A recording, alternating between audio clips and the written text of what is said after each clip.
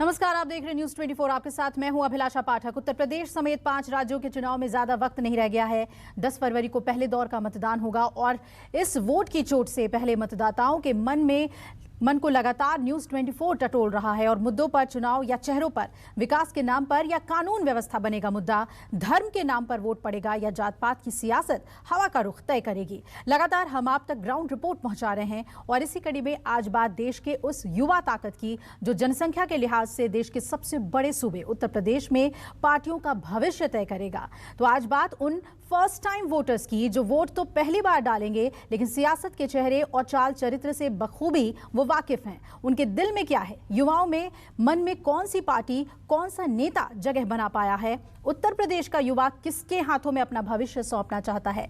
आज गहराई से पड़ताल इसी युवा सोच की। अखिलेश यादव जिंदाबाद,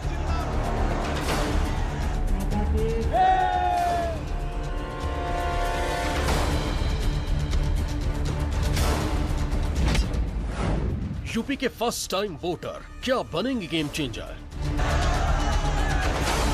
सबसे बड़े मुद्दा है इसमें रोजगार, वो भी जल्दी हो जाए। अब की बार वोट आई है, विकास को देखकर वोट करूंगी। जो युवा के लिए कराएगा मैं उसको वोट दूंगी, चाहे किसी की भी सरकार आए। यूपी में जिसके साथ यंग स्थान उसकी जीत आसान। गाँव को सर्वप्रथम शिक्षा चाहिए। जो शिक्षा का स्तर यदि हम यूपी में देखें तो उतना बेहतर नहीं है। तो फर्स्ट हमारा यही है कि ऐसा एजुकेशन सिस्टम यूपी में होना चाहिए कि जो हम बेहतरीन शिक्षा प्राप्त कर सकें। रोजगारी और विकास का मुद्दा है। बहुत भर्तियां निकलती हैं लेकिन क्लियर नहीं होती हैं। 2-2, 3-3 साल हो जाती है। बच्चे तैयारी करते रहते हैं, रिजल्ट नहीं आता है और प्रदर्शन करते हैं तो उन पर लाठियाँ बजाई जा रही हैं। तो यही मुद्दा है। जिसने युवाओं को किया नाराज, यूपी में उसका छिन गया था। अखिलेश यादव जिंदाबाद। सबसे बड़ी समस्या भर्ती की ही है उत्तर प्रदेश में। जहां जहां हम गए हैं, जिन नौजवानों से बात की है, उनकी पीड़ा बाहर आई है। उन्होंने वो दुखी हैं, त्रस्त हैं, क्वालिफाइड हैं, नौकरियां नहीं मिलती, बड़ी बड़ी घोषणाएं होती हैं, रोजगार नहीं दिए जाते। कोई कहता है 25 लाख नौकरियां दिलवाएंगे, कोई कहता है 20 लाख, लेकिन उनको कभी ये नहीं समझा। जिस ओर जवानी चलती है उसी ओर जमाना चलता है। ये पुरानी कहावत राजनीतिक गुणाभाग में एकदम सटीक बैठती है। यूथ किसको करेगा मजबूत, ये तो 10 मार्च को पता चलेगा। लेकिन यूपी के चुनाव में फर्स्ट टाइम वोटर और युवाओं पर हर पार्टी ने डोरे डाले हुए हैं।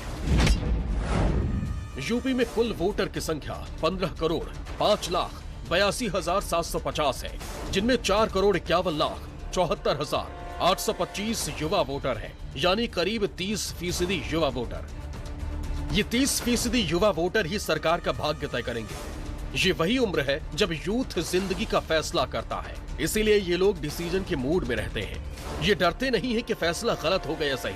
जिसके साथ होते हैं पूरे होते हैं और जिसके नहीं होते बिल्कुल नहीं होते। तभी तो यूपी के रण में युवाओं ने हर पार्टी की धुकधुकी बढ़ा रखी है। कौन सी पार्टी युवाओं को किस तरह से रिझा रही है ये बताएंगे। पहले एक और आंकड़ा देख लीजिए। 18 से 19 साल यूपी में इस उम्र के करीब 19,19,000 फर्स्ट टाइम वोटर हैं। 18 से 19 साल के वोटर्स की संख्या में 2017 के मुकाबले इस बार 1.32% का इजाफा हुआ है, जबकि 18 से 35 साल की उम्र के 4 करोड़ 50 लाख वोटर हैं।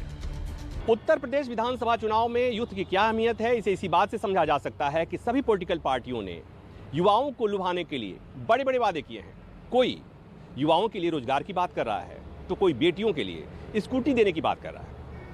युवा मतदाताओं को रिझाना पॉलिटिकल पार्टियों के लिए मजबूरी बन गई है, क्योंकि सत्ता की रेस में शामिल पॉलिटिकल पार्टियों को पता है कि अगर यूथ मतदाता नाराज हो गया तो उनका सरकार बनाने का सपना चकनाचूर हो जाएगा। सत्ता में काबिज और फिर सत्ता का सपना देख रही बीजेपी सरकार ने फर्स्ट टाइम वोटर और यूथ पर नजर गड़ा रखी है।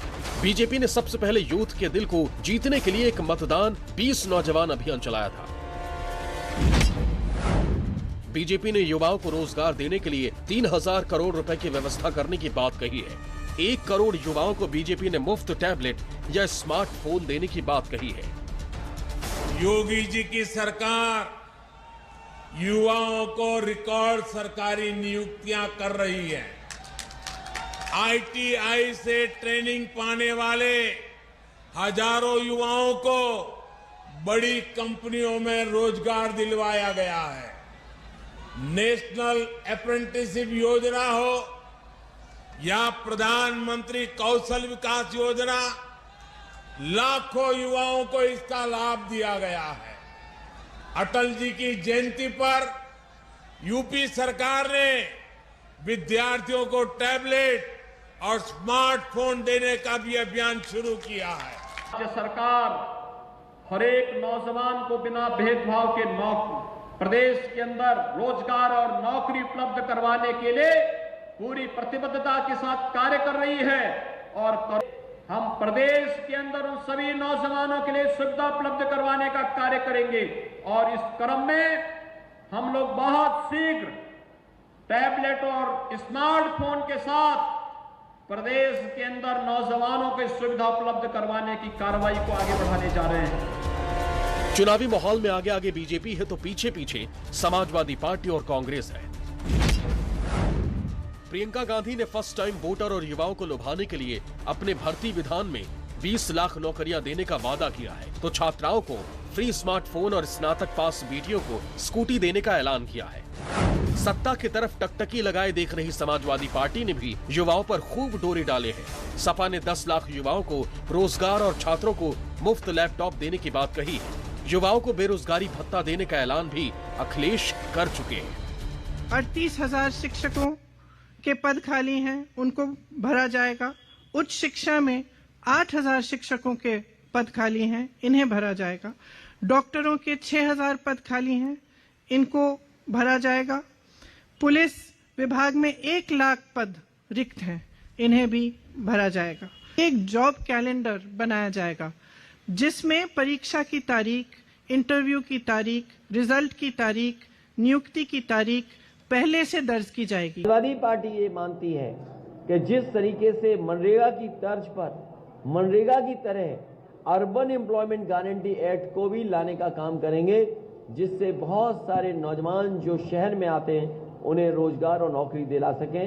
वहीं साहिबाबाद में जो कि बड़ी जगह सरकारी अस्पताल हो और सरकारी डिग्री कॉलेज हो, साथ साथ समय के हिसाब से जो पढ़ाई हो जिसमें ट्रेनिंग उपलब्ध हो और नौकरी रोजगार मिल सके, उस दिशा में काम करेंगे। समाजवादी पार्टी ने तय किया था कि लैपटॉप डिस्ट्रीब्यूशन होगा पहले की तरह। यूथ को लुभाने के लिए पार्टियों ने युवा कैंडिडेट पर ही दांव खेला है।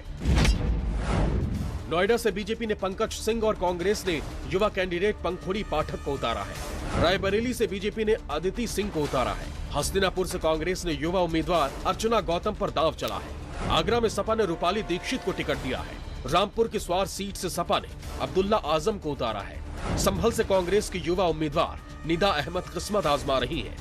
यूथ पिछले 3 बार से कैसे डिसाइडर बन रहा है, अब इसे भी समझ लीजिए। 2007 में युवा बसपा के साथ था, यही वजह थी कि 2006 सीटें मायावती को मिली थी, लेकिन 2012 में यूथ ने बीएसपी से किनारा कर लिया और बसपा को सिर्फ 80 सीटें मिली। 2012 में यूथ ने समाजवादी पार्टी का साथ दिया था, यही वजह थी कि सपा को 2024 सीटों पर जीत मिली थी, लेकिन 2017 में युवाओं ने सपा पर भरोसा नहीं किया, नतीजा सिर्फ 47 सीट मिली। 2017 में युवाओं का दिल बीजेपी पर गया। यूथ के सपोर्ट के साथ बीजेपी को 312 सीटें मिली थी, लेकिन 2022 में क्या होगा ये अब 10 मार्च को पता चलेगा। आंकड़े बहुत कुछ बयां कर रहे हैं। मुकाबला इतना कड़ा है कि हर वोटर बेशकीमती बन गया है। हर पार्टी फर्स्ट टाइम वोटर और युवाओं को लुभाने के लिए उनके इर्द गिर्द घूम रही है। Bureau report, news 24।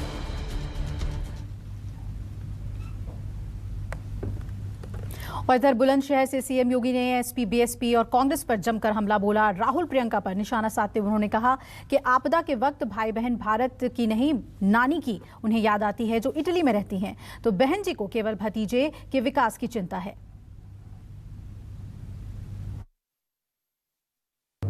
भाई बहन की पार्टी के लिए तो जब कोई आपदा आती है तब उनको भारत याद नहीं आता, भारत के नागरिक याद नहीं आते, तब उनको इटली में नानी याद आती है। तो भला जो आपदा में आपके सहयोगी नहीं बन सकते, आपके साथी नहीं बन सकते, वे मेडिकल कॉलेज क्या खुलवाती बुलंदशहर जनपद में? ये मेडिकल कॉलेज पहली सरकारें भी कर सकती थी, बना सकती थी, लेकिन फुर्सत नहीं थी। विकास के लिए उनके पास कहां फुर्सत थी? उनके लिए विकास तो चाचा भतीजे की पार्टी के लिए विकास तो सिपाही परिवार का विकास ही उनका सब कुछ था। वे उससे बाहर ही नहीं निकल सकते थे, उससे बाहर उन्होंने देखा ही नहीं था। और बहन जी के लिए तो भतीजे का विकास ही सब कुछ था। क्या कर रही थी पिछली सरकार? 15 करोड़ गरीबों को फ्री में राशन दे रहे हैं। पिछली सरकार नहीं दे पाती थी। ये सब राशन माफियाओं के हवाले चला जाता था, गरीब देखता रह जाता था। 2 करोड़ 61 लाख गरीबों के घर में एक एक शौचालय बना दिया गया। पिछली सरकारें नहीं बना पाती थी, उनका विजन भी नहीं था, विकास उनके एजेंडे का हिस्सा ही नहीं था। वे केवल एक पैसा माफियाओं के घर में जमा करते थे और अपराधियों को अपना शागिर्द बना करके उनसे तमंचा बनवाते थे, जिससे व्यापारियों का लूटपाट कर सके, डकैती डाल सके। और वही अखिलेश यादव ने बीजेपी पर पलटवार किया। कहा बीजेपी ने यूपी में अब तक 99 दागी उम्मीदवारों को टिकट दिए हैं। अखिलेश ने ट्वीट किया कि बाबा जी की ब्रेकिंग न्यूज, भाजपा के आपराधिक छवि के प्रत्याशियों का शतक पूरा होने में बस एक की कमी। अब तक आपराधिक छवि के 99 उम्मीदवारों को टिकट दे चुकी है।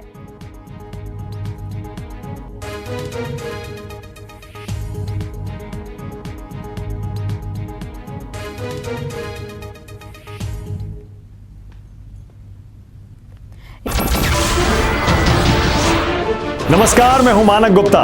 अगर आपको हमारा ये वीडियो पसंद आया हो तो इसे लाइक और शेयर जरूर करें, और हां, हमें सब्सक्राइब और फॉलो करना ना भूलें ताकि आप देश और दुनिया की कोई खबर मिस ना करें।